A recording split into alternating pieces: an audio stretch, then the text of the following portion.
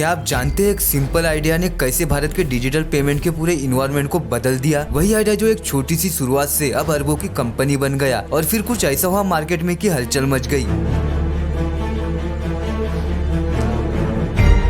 दोस्तों आज हम बात कर रहे हैं पेटीएम के अनबिलीवेबल जर्नी की। एक ऐसी जर्नी जो इंस्पिरेशन से कम नहीं और जिसने कई नए रिकॉर्ड सेट किए हैं और डिजिटल रेवोल्यूशन का एक शानदार एग्जाम्पल बन गया। पर कहानी में ट्विस्ट तब आया जब सक्सेस के शिखर पर पहुंचकर पेटीएम को कुछ अनचाहे चैलेंजेस का सामना करना पड़ा। आखिर क्या थे वो चैलेंजेस और जब समय का पहिया उल्टा घुमा तब क्या हुआ, तो चलिए सब कुछ शुरू से समझते हैं। India's central bank has dropped the hammer on Paytm Payments Bank. Restrictions on Paytm Payments Bank. Paytm Payments Bank.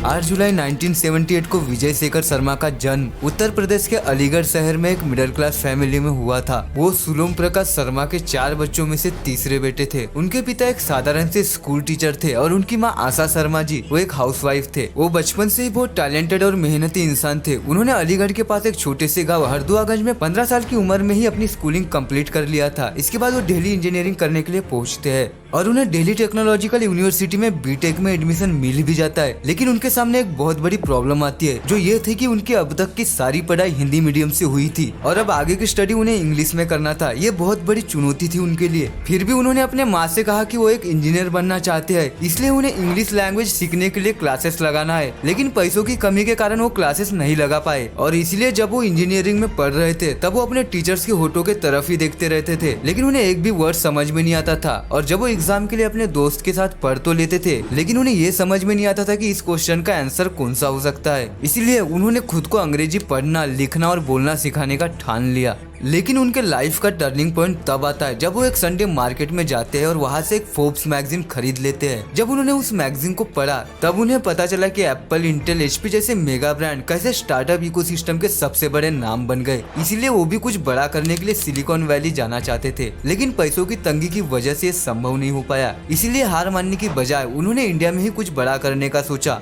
इसीलिए उन्होंने अपने कॉलेज के 3rd ईयर के दिनों में ही बहुत से छोटे छोटे प्रोजेक्ट शुरू किए और अपने एक दोस्त के साथ मिलकर 1997 में IndianSite.net नाम की एक वेबसाइट बनाई। उन दोनों का ड्रीम था कि वो अपना खुद का सर्च इंजन बनाए, क्योंकि तब इंटरनेट टेक्नोलॉजी में बड़ा रेवोल्यूशन चल रहा था। पर उनके पेरेंट्स उन्हें ट्रेडिशनल जॉब करने के लिए बोल रहे थे ताकि वो स्टेबल रहे, लेकिन वो अपने स्ट्रॉन्ग डिटर्मिनेशन के कारण खुद को नई कंपनी बनाने से रोक नहीं पाए। और IndianSite.net पर 2 सालों तक काम करने के बाद उन्होंने इस साइट को एक अमेरिकन कंपनी को $1 मिलियन में बेच दिया। और इसके बाद उन्होंने अपने सपने को पूरा करने के लिए साल 2000 में 197 कम्युनिकेशन नाम की कंपनी शुरू की।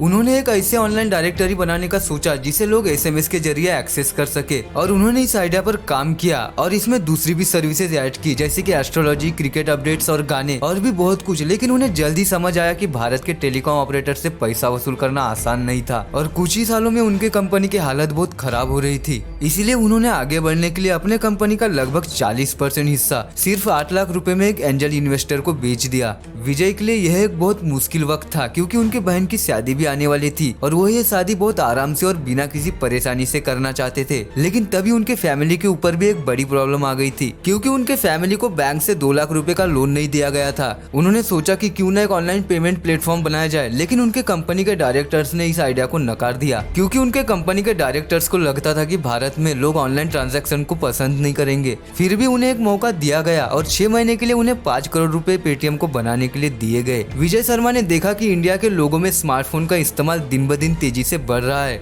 उन्होंने सोचा कि इसी की मदद से लोगों को ऑनलाइन ट्रांजैक्शन करने में आसानी होगी और इसी सोच से 8 जुलाई 2010 को उन्होंने अपनी कंपनी 197 कम्युनिकेशन के जरिए एक ऑनलाइन वेबसाइट paytm.com शुरू की। पेटीएम एक डिजिटल वॉलेट है, इसमें लोग अपने पैसे रख सकते थे और फिर उन पैसों का इस्तेमाल ऑनलाइन शॉपिंग, रिचार्ज या किसी दूसरे को भेजने के लिए भी कर सकते थे। Paytm payments bank 0 balance account भी ऑफर करता था, मतलब कि किसी को भी अकाउंट खुलवाने के लिए कोई मिनिमम बैलेंस की जरूरत नहीं होनी थी। शुरू में ये सिर्फ कुछ लिमिटेड डिजिटल पेमेंट मेथड्स के लिए बनाया गया था, जैसे मोबाइल रिचार्ज, DTH रिचार्ज और शॉपिंग बिल। पर धीरे धीरे जब इसका यूज बढ़ता गया तो इसने और भी सर्विसेज जैसे bill pay, ticket booking, hotel या ट्रेन रिजर्वेशन और बहुत कुछ प्रोवाइड करने लगा। पेटीएम ने ऐसे ही अलग अलग सर्विसेज में अपने कदम रखा और अपने आप को एक वर्चुअल बैंक बनाया। पेटीएम ने लोगों की जिंदगी को अब आसान बना दिया था और 2 सालों में इसके यूजर 2.5 लाख तक पहुंच गए थे। पेटीएम अब ई-कॉमर्स के दुनिया का एक बहुत बड़ा ब्रांड बन गया और पेटीएम को इतना पावरफुल बनाया गया था कि ये लगभग 5000 ट्रांजैक्शन को हर एक सेकंड में हैंडल कर सकता था। इसे यूज करना बहुत आसान था। दुकान के QR कोड को स्कैन करके या फिर मोबाइल नंबर डाल के लोग बड़े आसानी से पेमेंट कर सकते थे। अब पेटीएम अलग अलग प्रोडक्ट्स को लॉन्च करने लगा जैसे Paytm money, Paytm game pad, Paytm wallet और पेटीएम मॉल भी। 2014 में पेटीएम ने पेटीएम वॉलेट को लॉन्च किया और शुरुआत में इंडियन रेलवेज और उबर ने इस आइडिया को पसंद किया और पेटीएम वॉलेट का यूज अपने सर्विसेज के लिए पेमेंट ऑप्शन के रूप में रखा। लोग अब इन दोनों सर्विसेज का पेमेंट पेटीएम वॉलेट के थ्रू कर सकते थे, जो कि उनके लिए बहुत कन्वीनियंट था और कैशलेस ट्रांजैक्शन को बढ़ावा देता था। 2016 में डिमोनेटाइजेशन के दौरान पेटीएम ने 600 दिनों का काम सिर्फ 60 दिनों में कर लिया था और अब पेटीएम भारत का पहला पेमेंट ऐप बन गया जिसके यूजर नवंबर 2017 तक 200 मिलियन तक बढ़ गए थे। पेटीएम अब भारत के टॉप नॉच स्टार्टअप में से एक बन गया था। विजय शर्मा ने पेटीएम पेमेंट्स बैंक 2017 में शुरू किया था और इसमें 197 कम्युनिकेशन कंपनी का 49% हिस्सा है, जबकि विजय शर्मा का 51% हिस्सा है। और उसी महीने रिजर्व बैंक ऑफ इंडिया ने इस बैंक को चलाने के लिए लाइसेंस दे दी। इंडिया में सबसे पहली मोबाइल बैंक है जो 0 बैलेंस और 0 डिजिटल ट्रांजैक्शन फी ऑफर करता है। 2015 में पेटीएम ने कुछ कंपनीज को खरीदा था, जैसे कि एक लोकल सर्विसेज बाजार Near.in, जिसमें चाइना की सबसे बड़ी online shopping company Alibaba group ने $680 मिलियन इन्वेस्ट किया था। और ऐसे ही नई नई कंपनियां खरीदने का सिलसिला चलता रहा और पेटीएम को और भी बेहतर बनाया गया और पेटीएम अभी नई नई ऊंचाइयों को छू ही रहा था।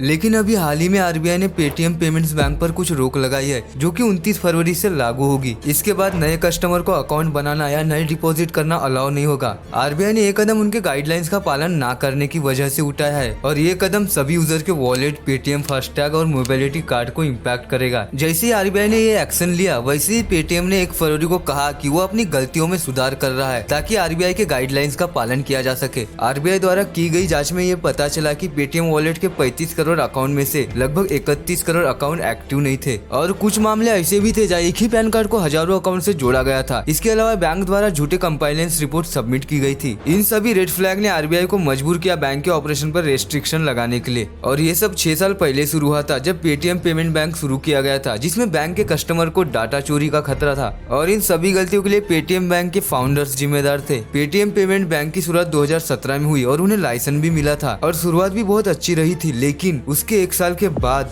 लाइसेंसिंग की शर्तें तोड़ने और केवाईसी गाइडलाइंस का पालन नहीं करने के कारण उन्हें पहला स्ट्राइक मिला। आरबीआई ने 2018 के जून में नए अकाउंट्स को खोलने को रोक दिया था, लेकिन 2018 के दिसंबर तक ये स्ट्राइक हटा दी गई थी क्योंकि पेटीएम बैंक ने आरबीआई की शर्तों को पूरा कर दिया था और आरबीआई के साथ कुछ एग्रीमेंट किया था। तीसरी स्ट्राइक तब मिली जब आरबीआई की जांच ने पता लगाया कि 2021 के बाद पेटीएम पेमेंट बैंक में और केवाईसी एंटी मनी लॉन्ड्रिंग के रूल्स में कुछ प्रॉब्लम थी। 197 कम्युनिकेशन कंपनी और पेटीएम पेमेंट बैंक के सर्वर कोई अलग नहीं थे, दोनों एक ही सर्वर से मैनेज हो रहे थे। इसी वजह से मार्च 2022 में आरबीआई ने पेटीएम पेमेंट बैंक पर कानूनी रोक लगाई और बैंक को तुरंत नए कस्टमर को ऑनबोर्ड करना बंद करने का ऑर्डर दिया। साथ ही एक ऑडिट कंपनी को बैंक के सिस्टम का पूरा ऑडिट करने के लिए चुना गया और पेटीएम पेमेंट्स बैंक लिमिटेड को नए कस्टमर को ऑनबोर्ड करने की परमिशन तब मिलेगी जब आरबीआई आईटी ऑडिटर्स की रिपोर्ट की जांच करेगी और सब कुछ सही होगा। और चौथी स्ट्राइक तब मिली जब 2022 के आखिरी दिनों में ऑडिटर्स की रिपोर्ट आई। आरबीआई ने देखा कि पेटीएम पेमेंट बैंक केवाईसी के गाइडलाइन का पालन नहीं कर रहा है और इस बैंक में बहुत सारी कमियां भी थी, जैसे फाइलों में गलतियां, पेआउट ट्रांजैक्शन की सही मॉनिटरिंग की कमी, साइबर सिक्योरिटी इंसिडेंट की देरी से रिपोर्ट करना। इसी वजह से अक्टूबर 2023 तक रिजर्व बैंक ऑफ इंडिया ने पेटीएम पेमेंट बैंक लिमिटेड के खिलाफ चौथी पेनल्टी 5.39 करोड़ की लगा दिया क्योंकि केवाईसी में बहुत प्रॉब्लम थी जो कस्टमर्स और डिपोजिटर को खतरे में डाल रही थी। और आरबीआई ने कई मामलों में देखा कि एक ही पैन कार्ड हजारों कस्टमर से जुड़ा हुआ है और कुछ अकाउंट में करोड़ों का ट्रांजैक्शन हुआ है जो कि ऑथोराइज बाउंड्रीज से ज्यादा थी। इससे मनी लॉन्ड्रिंग यानी कि ब्लैक मनी को लीगल तरीके से कन्वर्ट करने की कोशिश की गई होंगी। और सिचुएशन तब और खराब हो गई जब आरबीआई ने देखा कि पेटीएम पेमेंट बैंक ने अपने प्रमोटर ग्रुप कंपनीज के साथ अपने फाइनेंशियल और नॉन फाइनेंशियल बिजनेस को मिला दिया है और रूल्स को तोड़ते हुए पेटीएम पेमेंट बैंक कंपनी अपने पेरेंट कंपनी 197 कम्युनिकेशन लिमिटेड के आईटी सेटअप पर ज्यादा डिपेंड हो गया है, जो कि डाटा प्राइवेसी के चिंता का विषय बना। इसमें चिंता का विषय ये है कि इन दोनों में कोई बाउंड्रीज नहीं है। पेटीएम पेमेंट बैंक में डाटा और पैसा दोनों है, लेकिन आइडियली सिर्फ एक ही चीज होना चाहिए था।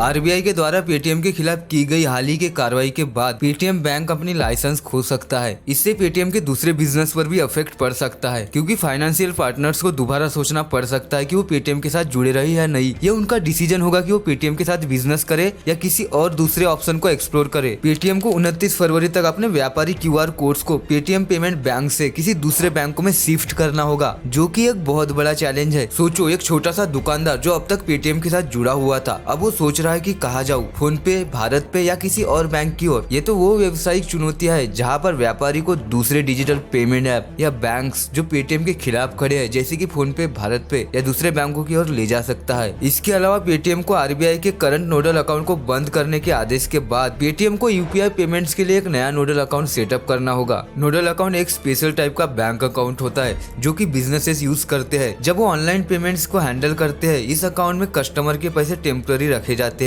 जब तक कि पेमेंट की प्रोसेस पूरी ना हो जाए। मान लो कोई ऑनलाइन शॉपिंग करता है तो पैसे पहले नोडल अकाउंट में जाते हैं, फिर वेरिफिकेशन के बाद सेलर को ट्रांसफर होते हैं। इससे कस्टमर का पैसा सेफ रहता है और ट्रांजैक्शन में कोई धोखाधड़ी नहीं होती। बैंक इसका ध्यान रखती है कि सब कुछ सही चल रहा है या नहीं। लेकिन पेटीएम को अपने यूपीआई पेमेंट्स के लिए एक नया नोडल अकाउंट सेटअप करना यह एक बहुत बड़ी प्रॉब्लम है, क्योंकि कस्टमर्स अपने बैंक बैलेंस को 29 फरवरी से पहले निकालना चाहेंगे। अब कस्टमर के जरूरत को पूरा करने के लिए पेटीएम को सफिशिएंट कैश अवेलेबिलिटी मैनेज करना पड़ेगा, जो कि एक बहुत बड़ा चैलेंज है। अब देखते हैं कि आगे क्या होता है।